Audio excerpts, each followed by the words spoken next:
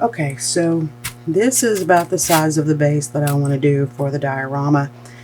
So what I'm going to do with one is what I do with many. So if I'm making a larger diorama or something with smaller terrain pieces, I lay out all my pieces where I want things to go, kind of where they're going to be. Now with this one, I want to put a little hill, I'm thinking behind the house. So I want to put the house a little bit closer to the center, and then I'll have a little pathway coming out of the house, because obviously if people are walking in and out of the house, they're going to have a pathway that they follow. So what I will do, I'll just take my Sharpie and I mark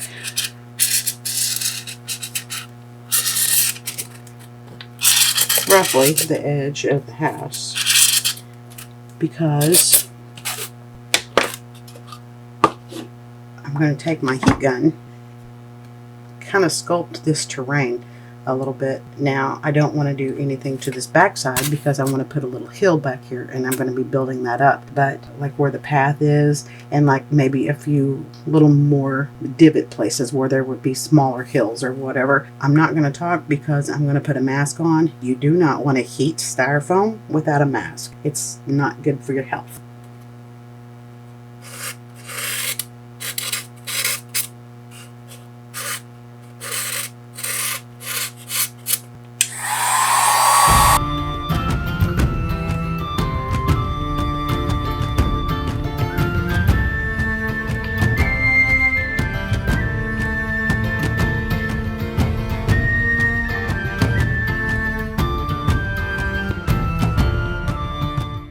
Okay, so now as you can see, there's a little bit of texture where ground would be. I'm going to go over this with some Sculptamold, and I did do a little bit more of an indent where the pathway coming out of the house would be, because that's going to be a worn area. Constant traffic, that's going to be a worn area. I did nothing back here because obviously this is where our hill is going to be. But the cool thing about when you heat styrofoam, it gets really, really hard. Okay, so let me get my Sculptamold out and we'll come back. Okay, this is homemade Sculptamold. I went to Michael's, no, Hobby Lobby, I'm sure both places have it, and bought some paper mache. It's a big bag for I think like $5, and then plaster of Paris. It was a little bit more expensive because it's plaster of Paris, and I don't know, apparently things in Paris are more expensive. But yeah, you mix the two, basically a 50-50 mix, and save yourself a whole lot of money for DIYing it, and you get the exact same result as if paying 3 times as much to buy Sculptamold. So I will always DIY rather than buy the real deal, if at all possible, because I'm all about saving some money. So how I mix it up may not be the same way as a lot of people, but I tend to go a little bit on the thinner side, because you mix it up real thick and you don't have much working time. And the stuff is dusty, so you want to avoid breathing in a whole bunch of it. You don't want to breathe in plaster. And you just mix in enough water to kind of get it pasty, but not crumbly. I will probably mix up 2 batches because I can already tell this is not going to be enough. This will get me started on the hill because I want it to dry down a little bit faster. Not faster, but I have done these where I mixed it up way too thin and it literally took 3 days for it to dry. And that was putting it out in the sun. So you don't want to go overly thin, but you want to give yourself enough working time. And the best stirring stick is a popsicle stick, because you can throw them away really, really easy. And then you just smear it on, kind of like cake icing.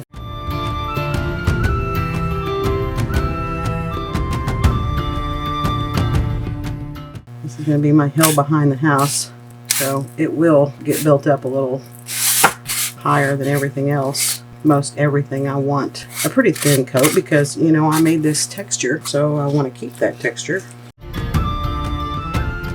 And after about 10 or 15 minutes, all you do is wet your finger and you can smooth it like butter.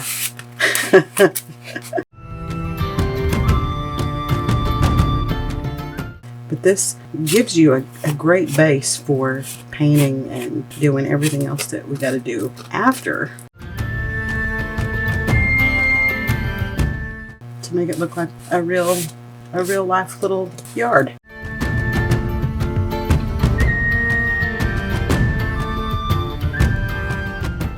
And if you don't mix up enough, it's not a problem to just mix up a little bit more. For me, I prefer to mix up not enough than too much because, you know, waste not, want not.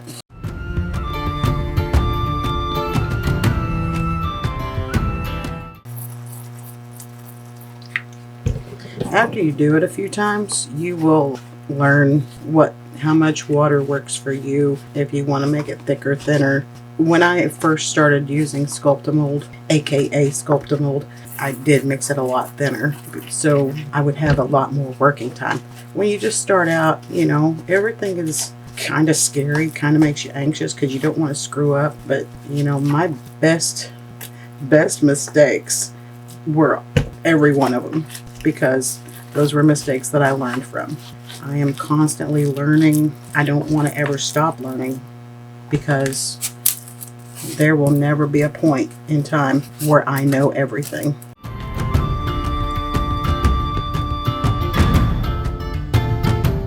There is somebody out there that is always going to be more knowledgeable in everything that you do.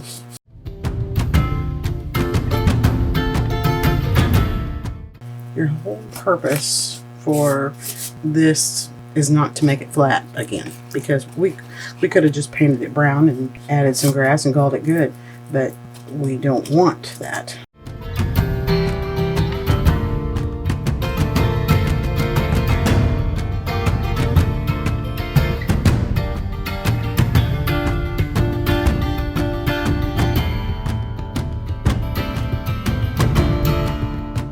You drag a little bit in, just because it makes it easier to glue the house down.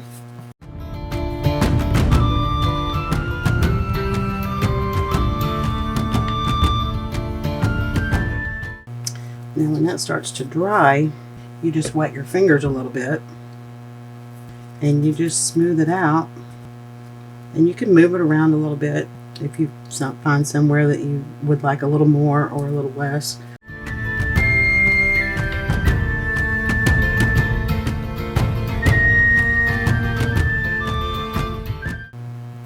Just adjust it around. It's basically, you can sculpt with it.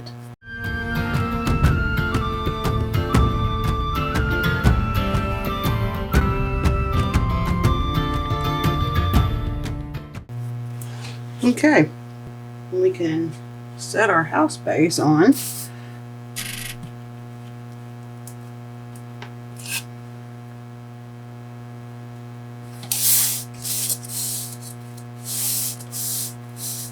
I'm pretty happy with that.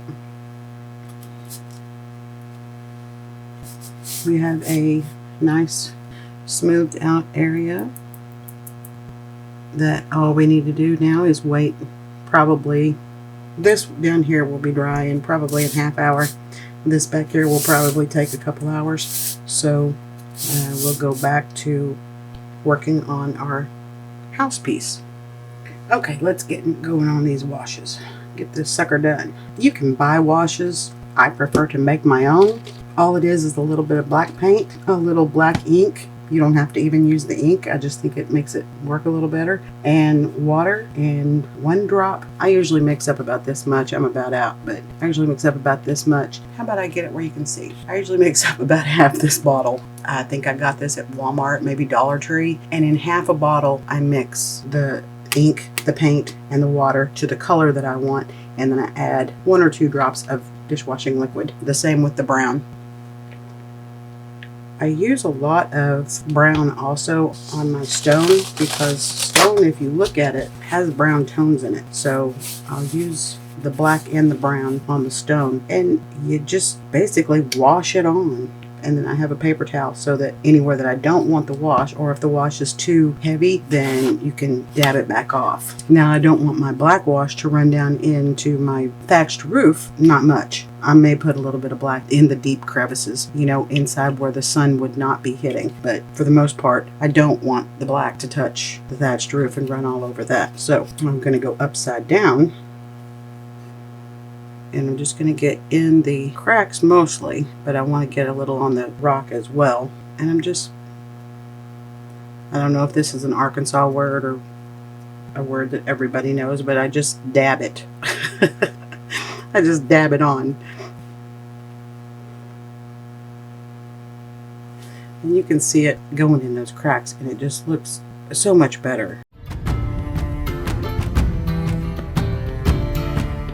It just brings out your paint. I tend to try to leave the middle part of the stone a little bit lighter.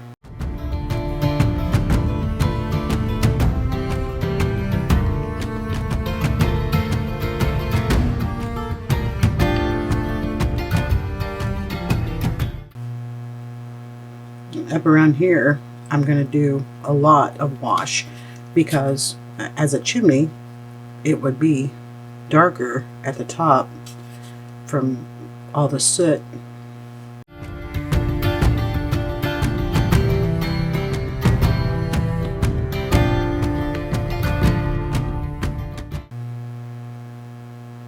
Then don't forget the insides.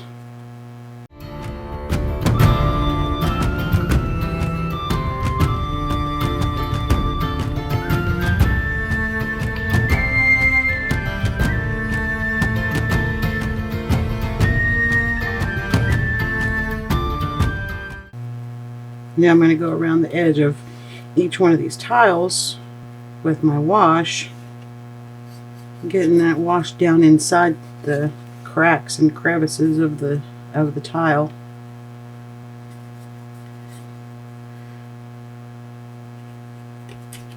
And get inside the fireplace. How the tile turned out, that looks pretty cool.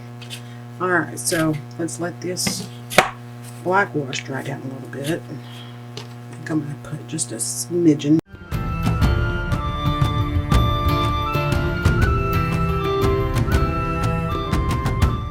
Just to bring out that detail.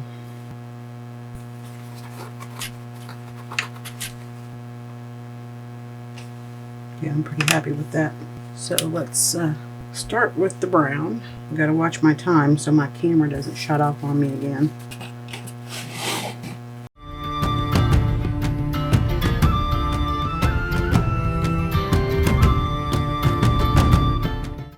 See how that brings that out?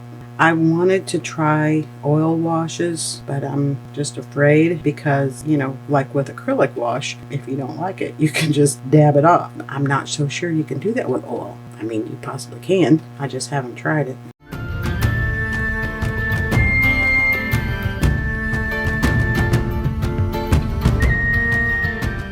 Look at the difference. With a wash, without a wash. And then I'll even highlight over this, and so it will bring it out so much better.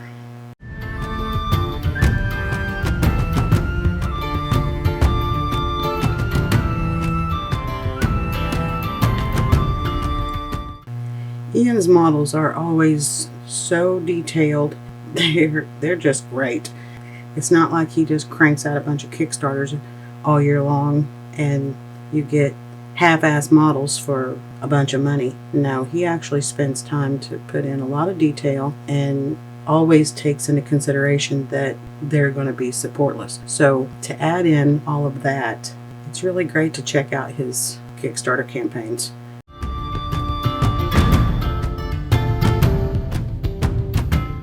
I hope that if you like what you're seeing, whether you're here for the diorama building or me painting the 1/6 scale resin models, I hope you're giving me a subscribe. I would love it. It would help me out a lot. It would help me out even more to give me a like. And if you're so inclined and would like to buy me a cup of coffee or a bottle of paint, because you know I go through it, my link is in the description. I have not set up a Patreon. I don't really have any intention to do that. I feel like, and this is just my opinion, But I feel like if someone is going to donate to me, then they're going to see the same thing as everybody else is seeing. I don't want to have to require people to donate to me to see exclusive videos. I want everybody to see what I'm doing, whether they donate to me or not. That's what I'm trying to say. I don't want to have exclusive videos just for people who pay extra money. That's not how I roll. Adding a little bit of black wash to bring out some of the detail in this wood.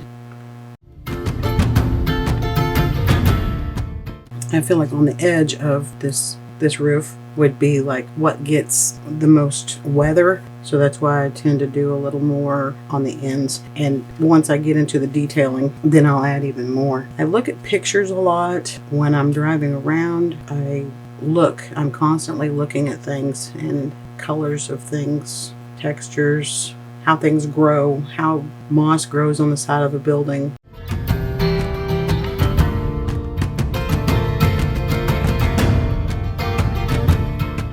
Everything has tones. Most things have multiple tones. Like you don't just see brown wood. It's not just brown. You'll see shades of green in it.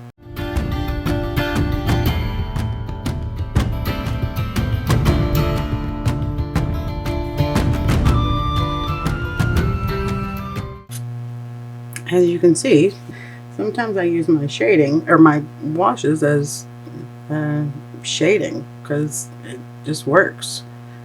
And I'm all about what works, what makes things easy. I think we're looking pretty good. Mixing a little bit of brown with a little bit of black. Thinning that wash down even more. So I've got a super thin wash now. And now I'm going to hit some of these stones with a little bit of brown because that's how rocks are. But it's so thin that it's really very subtle. You're not putting a bunch of brown and whatever on your rocks, stone. I'm just dabbing here and there. Some of them I'm hitting the whole stone. Just to give a little bit of a hint of color in there. Okay, let that dry. You can probably see the wet. That's where I'm getting brown. Just here and there. And I would say it's a brown black, not brown. I think we're looking pretty good.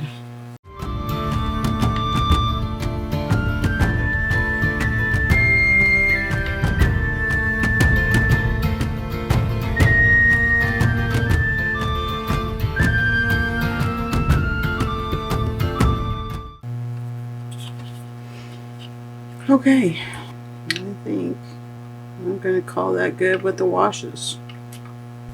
I'm pretty happy with how everything is looking. Alright, I will pause here and come back in a minute. Okay, our washes have dried down, so let's start our dry brushing, our final dry brushing. I am going to start with the stone, and I'm going to use granite gray. Get my towel and my handy dry brushes. These are my torn up ones that I showed you previously. And this coat is not going to be as heavy as my first coat. It is specifically just to hit the high points. Just the edges of the stone. I'm a little bit more careful with this dry brush than I was with the first. I tend to not scrub. Just hitting the edges, those high points. Or very little paint on the brush.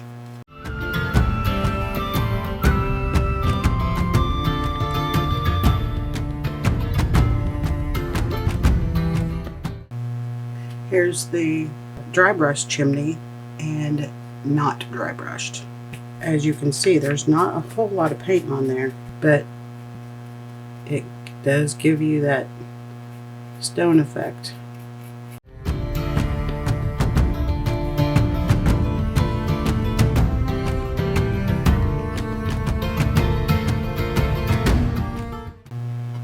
Okay, there is our first part finished.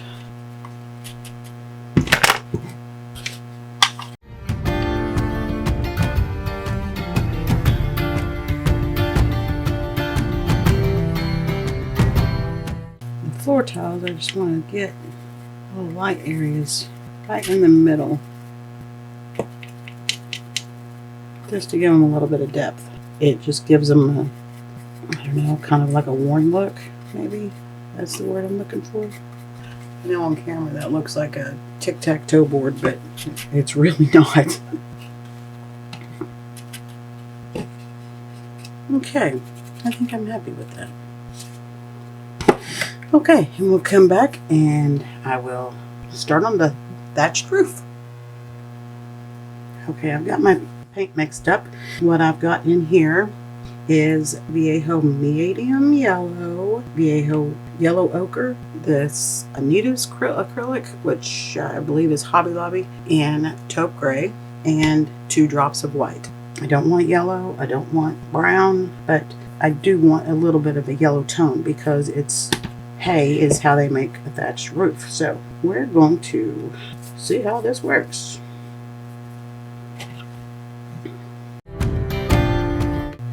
Not knowing if I was going to need to lighten it up a little bit more, but this is actually just what I wanted.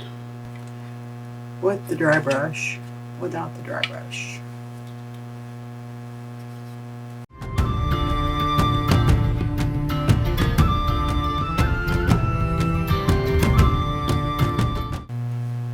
Okay, and there is our thatched roof, dry brushed. I'm pretty happy with how that came out, but I have to give most of the props to Ian for his great sculpt.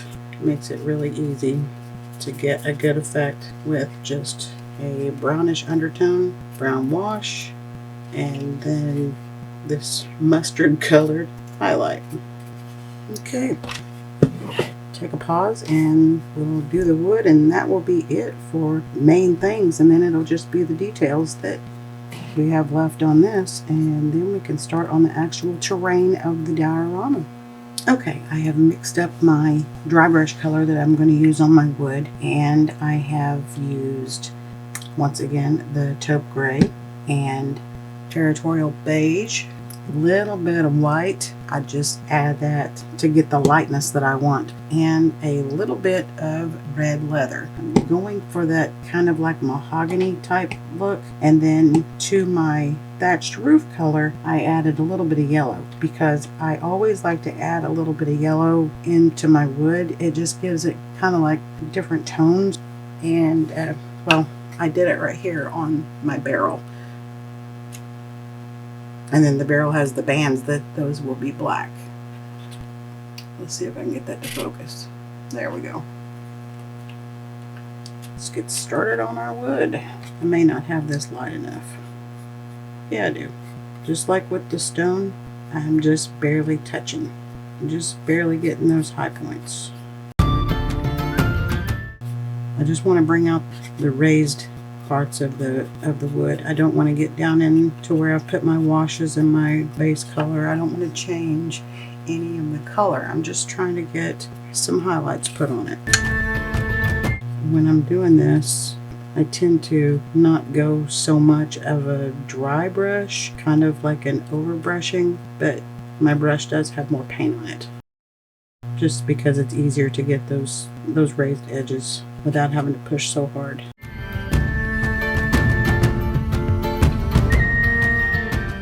Probably come back and tone that middle yellow down a little bit. I may not. Once I paint the black on, I'll see how I like it.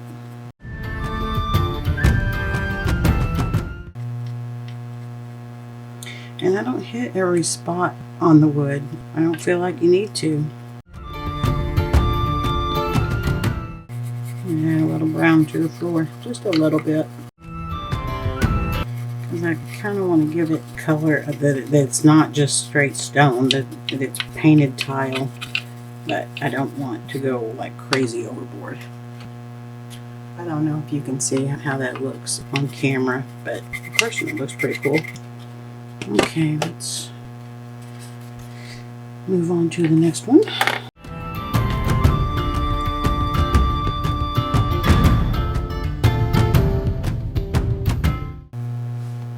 Okay, now I'm going to go back with a little bit of yellow.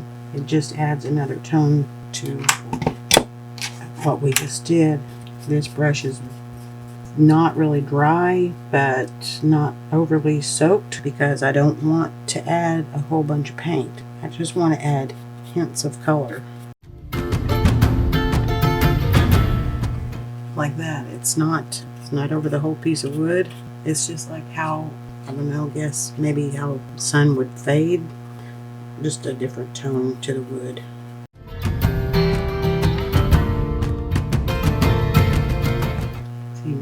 Just in a few places. Now this ring is going to be black, but I'm getting what would be right on either side of the ring once it's painted. I don't think I want to put any on those shingles.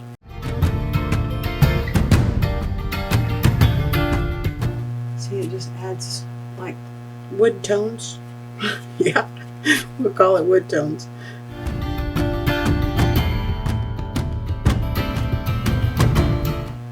I don't want to put a whole lot of back in there because it's obviously up underneath the roof. It wouldn't be getting any sun.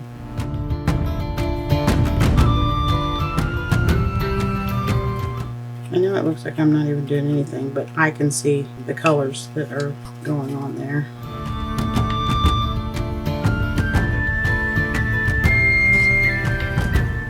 Okay.